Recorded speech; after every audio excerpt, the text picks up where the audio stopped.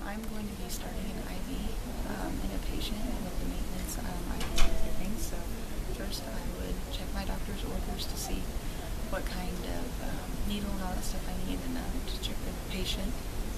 I would gather all my supplies and everything. I would come in his room. I would provide privacy, wash my hands. I would check the bed make sure the bed brake is on, and move him up to a working height for me and everything. I would ID my patient. This patient does not have an armband on, so I would make sure to get an ID band so that I can use that for further. But I would go ahead and ask him his name and his birthday and check that off with the information I have for him. I would explain the procedure to him that I'm going to be inserting a maintenance IV. And then I would gather all my supplies and get it all prepared and everything. So first off, I'm going to prepare the saline lock. So I would take my tubing and then my saline. I would clean. This would actually be attached to this side. So, and I would take this and I would clean it with alcohol and attach this, and then go ahead and put saline in, unlock it, and put some saline in to fill it. And then I would set this over to the side. I do not have a sterile cap right now, but if I did, I would put it on the end to help keep that sterile. So I'll lay that to the side. And now I'm going to prepare my IV bag with the tubing and everything. So follow me over to the sink. So here I have my IV bag and my tubing. I would check the bag and everything and make sure that like the expiration date and everything was in check and that I have the right amount and all that stuff.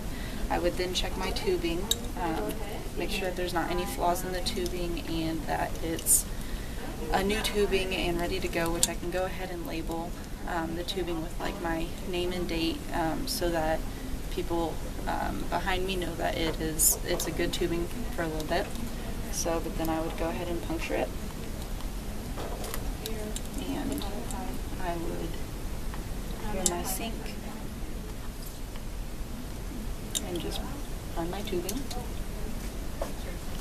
So now this is all primed.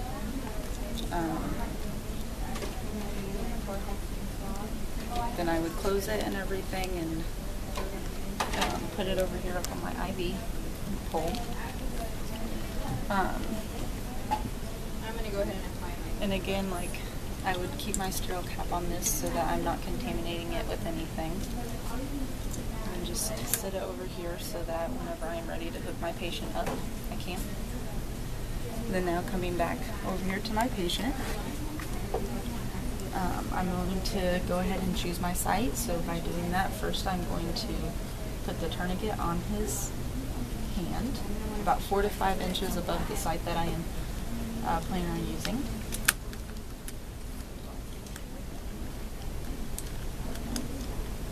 Okay, and so here I can go ahead and I can select my site. I'll undo the tourniquet for now. I can go ahead and clean his site, scrubbing and everything. And I'm going to go ahead and put my gloves on.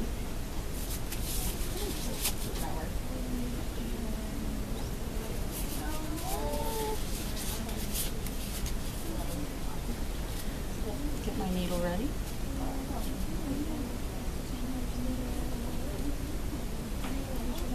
I would inspect it and make sure that everything was right, that I could loosen the catheter a little bit, and that my needle is all intact and everything.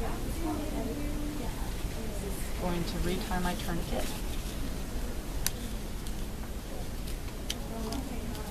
I also already have tape ready and everything so that whenever I insert it I can go ahead and put that on. So I'm going to make sure that I have bevel right, and I'm going to stretch the skin. I also have gauze pads to grab at the to help with flow. Go ahead and go in 15-degree angle to go down and insert the catheter the rest of the way. Put this into the sharps. Put some gauze there. And attach my tubing to it.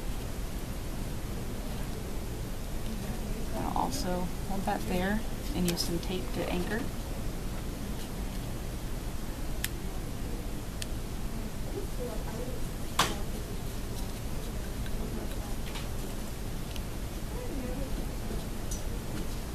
Take my tourniquet off.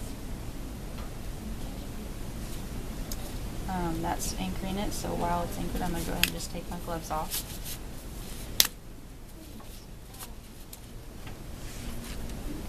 And then anchor it with more tape, just so that it is more stable on the skin and everything.